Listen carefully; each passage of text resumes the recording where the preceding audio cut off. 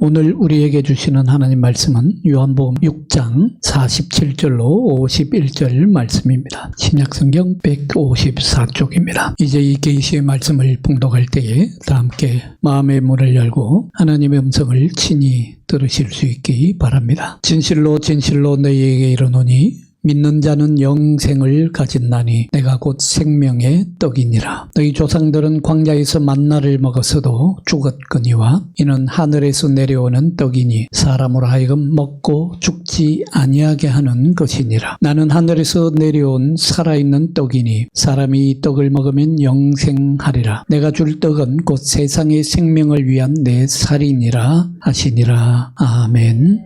오늘 요한복음 6장에서 예수님 말씀하십니다. 나는 하늘에서 내려온 빵이다. 이 빵을 먹는 자는 영생하리라. 영원히 살 것이다. 라고 말씀합니다. 여러분, 이 말씀이 쉽게 이해가 됩니까? 여러분들은 이 말씀이 아멘으로 받아들여집니까? 이 말씀은 좀처럼 이해하기 쉽지 않은 말씀입니다. 여러분들이 믿음으로 어떻게 받아들이시는지 모르겠지만 사실 굉장히 어려운 말씀이에요. 그래서 가장 오해도 많이 한 말씀 중에 하나입니다. 고대 교회에서부터 이 말씀을 잘못 이해한, 그래서 오해한 사례가 많습니다. 예수님의 살을 먹고 예수님의 피를 마신다니 예수 믿는 사람들을 식인종이라고 오해한 것입니다. 오늘 성경 본문의 52절에 보면 유대인들이 딱 그렇습니다. 유대인들이 뭐라고 합니까? 이 사람이 어찌 능히 자기 살을 우리에게 주어 먹게 할 수 있느냐? 우리가 지금 이 예수님의 살을 뜯어 먹어야 되느냐?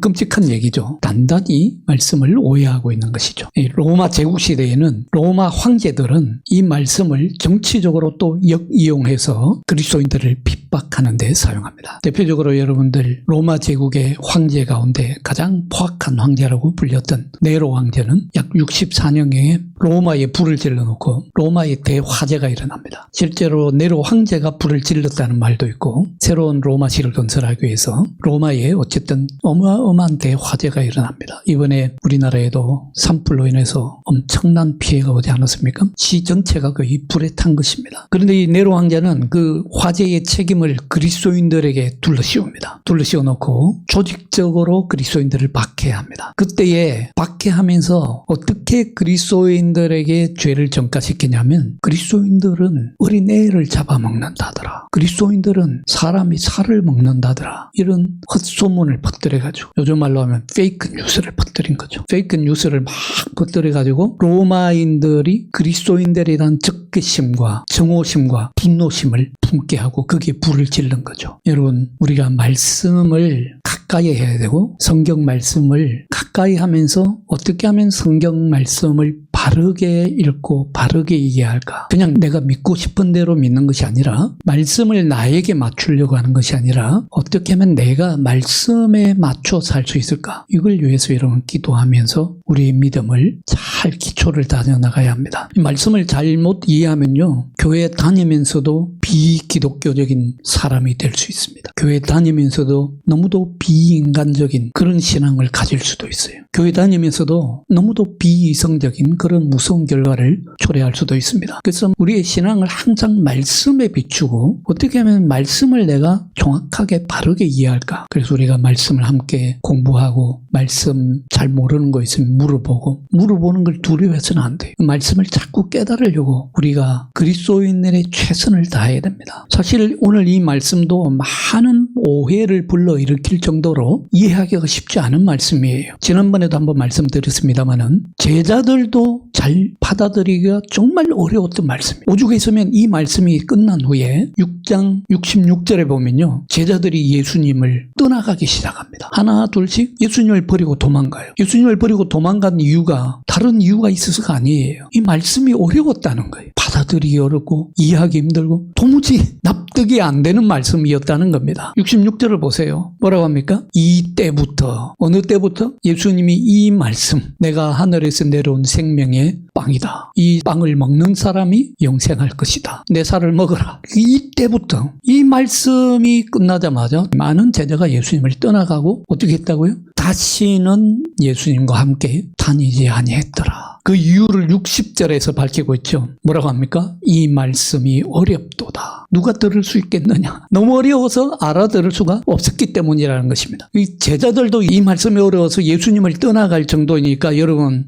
목사님, 저는 이 말씀 믿음으로 확실하게 받아들입니다. 이렇게 여러분 너무 쉽게 상담하지 않는 편이 차라리 좋겠습니다. 어떤 분들은 너무 확신에 차가지고 이걸 못 믿어요. 나는 믿습니다. 이러는 분들이 있는데 여러분, 우리가 머리로는 이해될 수 있을지도 모르겠어요. 감정적으로는 이해될 수 있을지 모르겠습니다만은, 그러나 실제로 정말 현실적으로 이 말씀을 믿음으로 받아들이기는 그리 쉬운 말씀이 아닙니다. 여러분, 어떤 사람이 와서 내가 하늘에서 내려온 빵이야. 그러니 이제 지금부터는 이 빵을 먹으면 영원히 살 것이야. 이렇게 말한다고 생각해 보세요. 그러면 정말 진심으로 그 말이 이해가 되고 믿어지겠습니까? 제가 대표적인 사례를 하나 설명을 드리겠습니다. 우리 교회에서는 절기마다 성만찬을 거행하지 않습니까? 여러분, 근데 성만찬을 거행할 때 목사님이 성만찬을 집례를 하면서 이 떡은 너희를 위해서 지킬 나의 살이다. 받아 먹어라. 이 잔은 너희 죄를 씻기기 위해서 흘린 나의 피다. 받아서 마셔라. 빵을 받아 들고서 먹을 때에 이 빵은 진짜 예수님의 살이야. 파리 바게트에서 산 빵이 아니야. 진짜 예수님의 살이야. 난 지금 예수님의 살을 먹고 있는 것이야. 그러고서 그 빵을 먹는 분이 몇이나 되겠어요? 여러분들은 그런 믿음으로 성만찬에 참여하십니까? 사실 믿음으로 받아들인다고는 하지만 그 말이 정확한 의미가 뭔지 이해하고 그 빵을 받아들이기는 쉽지 않습니다. 그래서 여러분들, 종교개혁이 일어난 이후에 종교개혁가들 사이에서도 여러 가지 논쟁이 일어나지 않겠습니까? 여러 가지 신학적인 문제, 또 교회의 문제로 논쟁이 일어나는데, 종교개혁가들 사이에서도 가장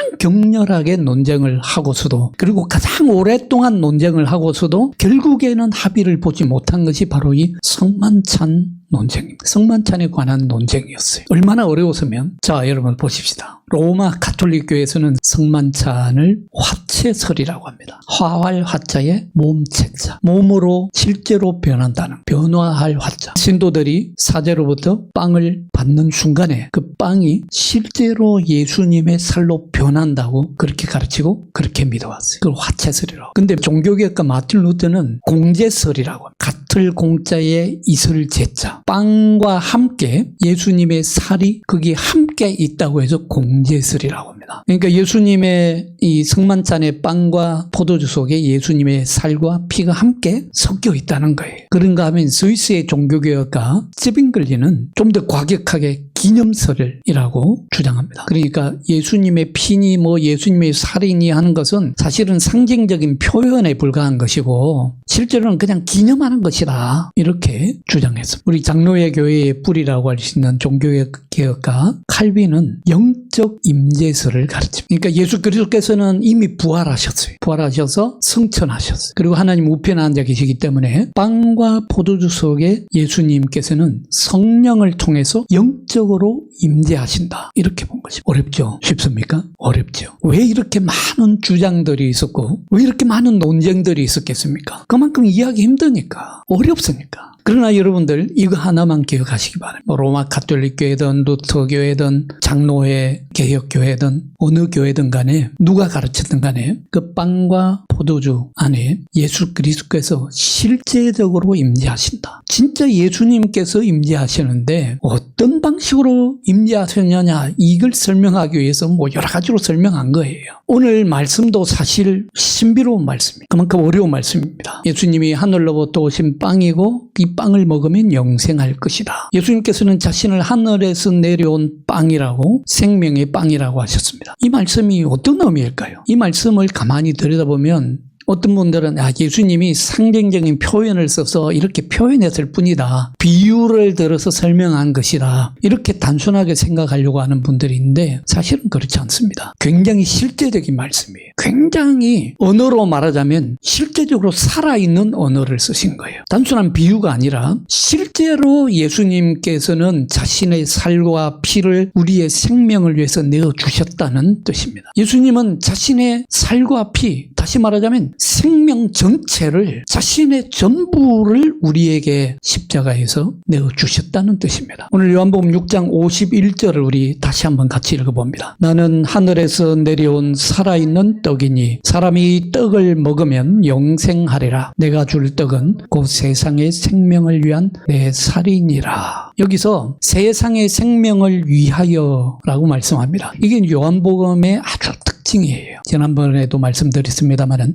각 복음서는 복음서마다 맛이 달라요. 전하고자 하는 메시지가 분명하게 구분이 됩니다. 요한복음의 특징입니다. 예수님께서 이렇게 살과 피를 내어주신 것이 이스라엘 백성을 대신하여가 아니라 세상의 생명을 위하여, 그 대신하여가 아니라 위하여라는 것입니다. 이 말씀이 요한복음 전체에 나타나는데, 예를 들면 요한복음 15장 13절에는 친구를 위하여, 그리고 10장 11절에는 보면 양들을 위하여. 그러니까 예수님께서는 우리를 위하여, 세상의 생명을 위하여 자신의 생명을 내어주셨다는 것입니다. 그러니까 예수님이 살과 피를 내어주신 것은 우리로 하여금 새 생명을 얻기 위하여 내어주신 것이라는 것입니다. 나는 하늘로부터 내려온 생명의 빵이다. 이 말씀의 깊은 의미를 조금 더 찾아가 들어가 보면 생명의 빵이라고 하는 것은요, 하루치의 믿음을 요구하는 신뢰의 양식입니다. 이스라엘 백성이 여러분들 광야에서 만나를 먹었지 않았습니까? 만나를 먹을 때에 딱 하루치만을 받아 먹었습니다. 하루 이상의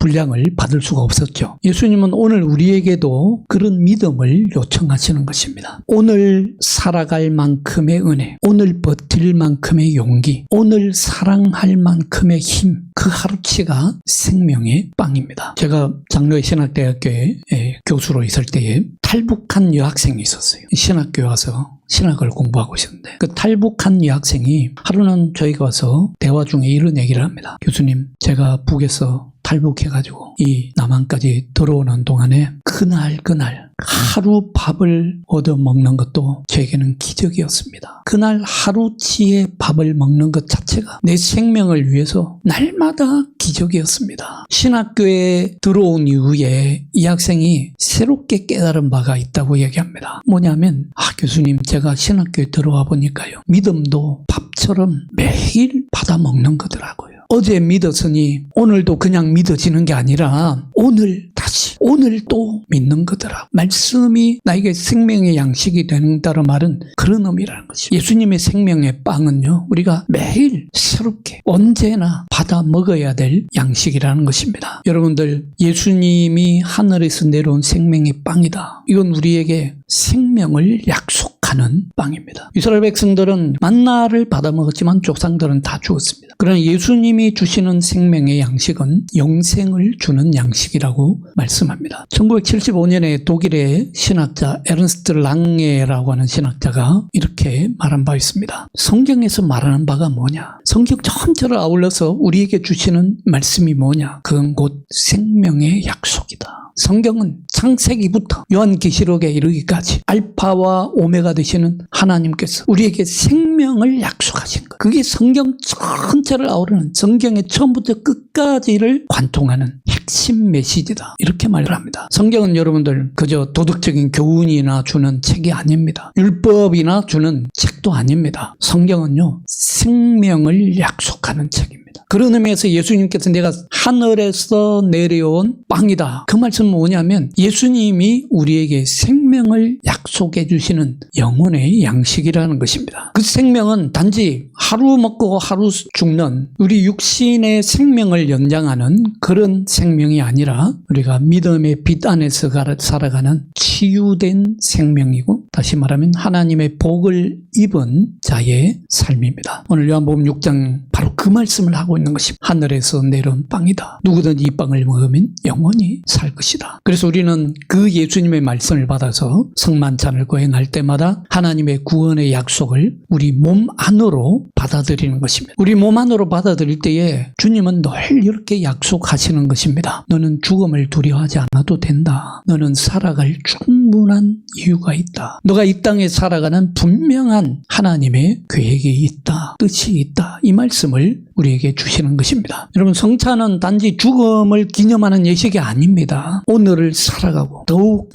있게 살아가기 위해서 우리에게 주시는 생명의 떡입니다. 그래서 어떤 암 환자가요, 성찬의 떡을 받고 성찬의 잔을 받고 이렇게 말했다고 합니다. 죽음이 점점 가까워지고 있는데 주님의 성찬을 받으니까 이상하게도 죽음이 하나도 두렵지 않습니다. 왜냐하면 주님이 이제 내 안에 계시기 때문이죠. 그리고 저는 지금은 살아갈 이유가 있습니다. 여러분, 오늘날 우리 사람들은 삶을 더 풍요롭게 살기 위해서 정말 많은 것을 섭취하지 않습니까? 무슨 건강에 좋은 건강기능식품이라고 하는 것은 뭐 오메가3부터 시작해서 온갖 몸에 좋다는 것은 다 먹지 않습니까? 그리고 늙지 않겠다고 요즘 제일 잘 팔리는 화장품이 뭡니까? 안티에이징.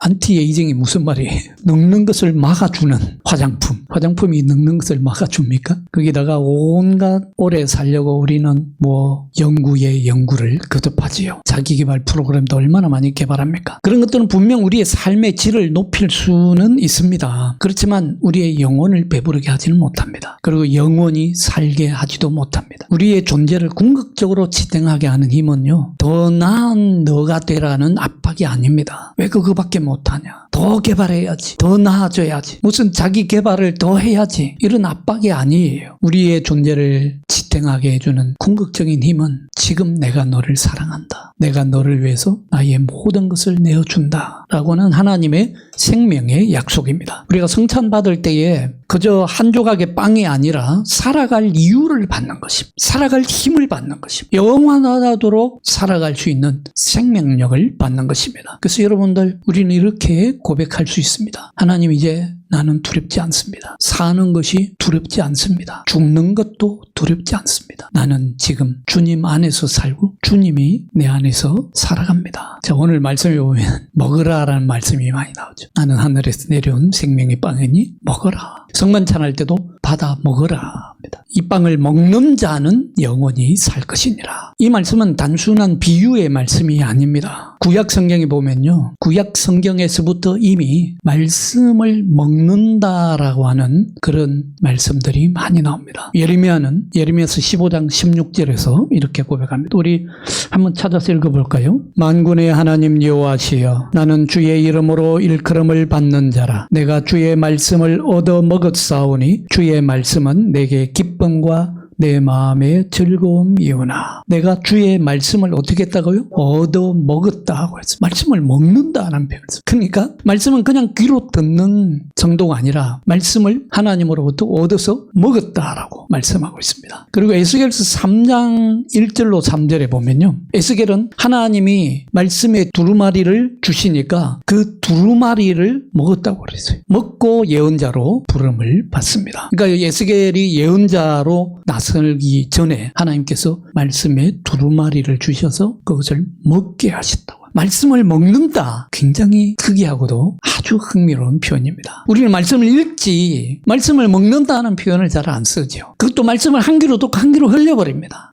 아주 전형적인 기독교인들, 얼마나 말씀을 열심히 듣는지 몰라요. 근데 말씀을 열심히 듣고 열심히 한 귀로 흘려 보냅니다. 잊어버리죠. 제가 수업할 때마다 늘 잘 쓰는 표현이 있는데, 이 까먹기쟁이들 너무 잘 까먹어버려요. 그냥 돌았으면 잊어먹어버립니다. 근데 성경에는 말씀을 먹는다, 말씀을 먹으면 안 잊어버려요. 우리가 말씀을 잊어버리지 않는 비결이 있는데요, 말씀을 씹어 먹는 겁니다. 오늘 예수님께서도 말씀이 육신이 되어서 우리 가운데 오신 분이죠. 말씀이 육신이 되어서 우리 가운데 오셔서 실제로 말씀을 우리로 하여금 먹게 하십니다. 먹는다는 것은 곧 말씀 자체를 받아들인다는 것이죠. 몸으로 받아들이는 것이죠. 예수님의 살과 피를 먹는다라는 것은 예수님의 생명을 다 내어주시는 것이고, 그 예수님의 말씀, 예수님의 삶, 예수님께서 우리에게 보이신 모범, 예수님께서 우리에게 주신 생명, 그걸 다 받아서 먹는다는 것이죠. 먹는다는 것은 곧 예수님의 삶이 나의 삶이 되고, 예수님의 생명이 나의 생명이 되고, 예수님의 십자가 희생도 나의 십자가가 되고, 예수님이 내 안에 더불어 먹고 사는 것이죠. 이것이 곧 영생의 시작입니다. 그런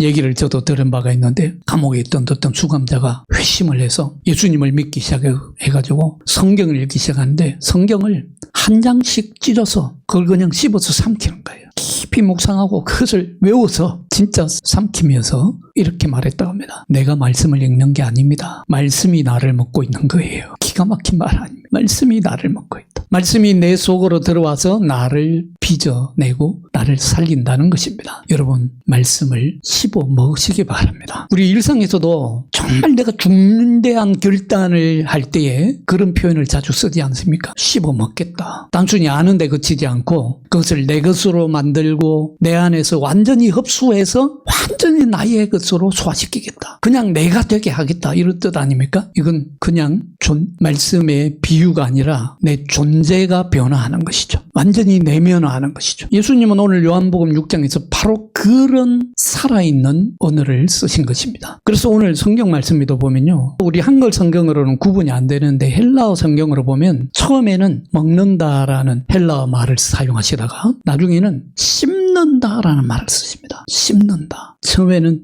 먹는다. 나는 하늘에서 내려온 생명의 빵이니 먹는 자는 영생을 얻으리라. 근데 56절에는 보면요, 내 살을 먹고 내 피를 마시는 자는 할 때는, 이때는 내 살을 먹고 할 때는 씹는다라는 뜻이, 단어가 달라요. 그러니까 점점 더 구체적으로 들어갑니다. 처음엔 그냥 먹는 정도가 아니라 이제는 꼭꼭 씹어서 예수님의 말씀의 맛을 느끼고 그 맛의 향을 느끼고 그 말씀의 감촉을 느끼고 그 말씀의 생생함을 씹으면서 느낀다는 것입니다. 그러니까 예수님을 단순히 머리로만 이해한다는 게 아니죠. 지적으로만 아는 것이 아니라 예수님의 존재를 더 깊이 받아들이고 예수님의 말씀을 더 깊이 씹고 소화해서 내 삶이 되게 한다. 내가 되게 하겠다는 것입니다. 사랑하는 여러분, 믿음 가운데요, 제일 좋은 믿음은 씹어 먹는 믿음이에요. 그냥 귀로 듣기만 하는 믿음이 아니라 여러분, 예수님의 말씀과 예수님의 존재와 예수님의 살아계심과 예수님의 그 생명과 예수님의 능력까지도 성령을 통해서